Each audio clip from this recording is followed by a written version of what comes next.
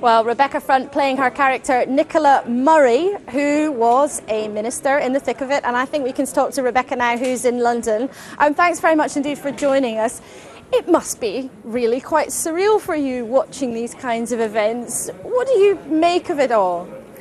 Well, I've found it absolutely fascinating watching it, and not least because I've now played a cabinet minister. I'm now being treated as a cabinet minister, so I keep being asked to come on shows like this and comment about things that I frankly know very little about. So I'm starting to get a little bit of a sense of what it's like to be live on television and quite how nerve-wracking that is. And that actually really gave me an appreciation of what those three blokes tonight were going through. I mean, I know that's what they've chosen to do. I know that they've risen to that position in their party, and therefore, you know, they have a huge weight on their shoulders and they're expected to perform. But my goodness, the pressure on them tonight, of all nights, I think it must have been phenomenal for all three of them. And I don't know if you watched the previous two debates, but what did you make of their actual performances? I mean, as an actress, you must have, perhaps it sounds like you felt for them a bit being under all that pressure, but as an actress, who's the best performer, do you think?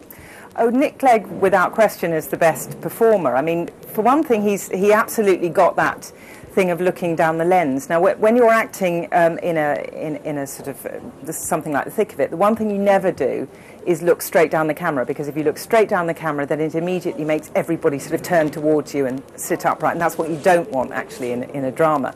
But of course, Nick Clegg was advised to look straight down the camera from day one, and it was brilliant. It just sort of drew everybody in, and he has kind of mastered that art of being everybody's mate.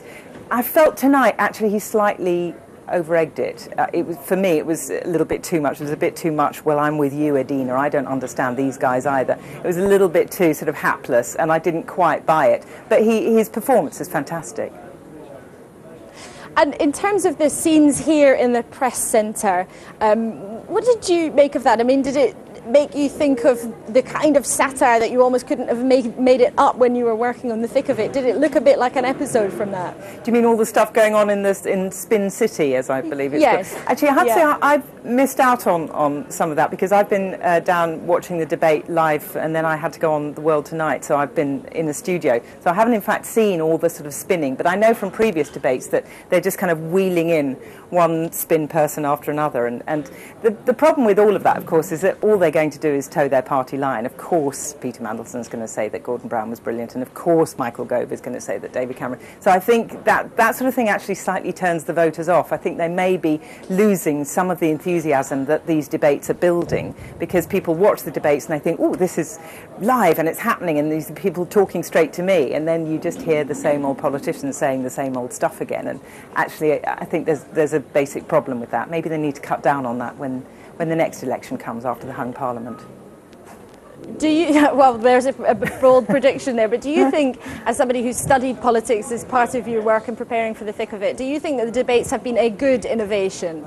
I do, actually. I was concerned at the beginning, like a lot of people, because I thought this is all going to be about personality. I now think, yes, it is all about personality, and I still think that's a problem. But what it's done is it's done away with that voter apathy, which I think was a massive problem before. And really, right through my years as a voter, I've been aware of the fact that so few people seem to be remotely interested in voting, and suddenly everybody's talking about it. So it's energised the debate, and I think that's got to be a good thing.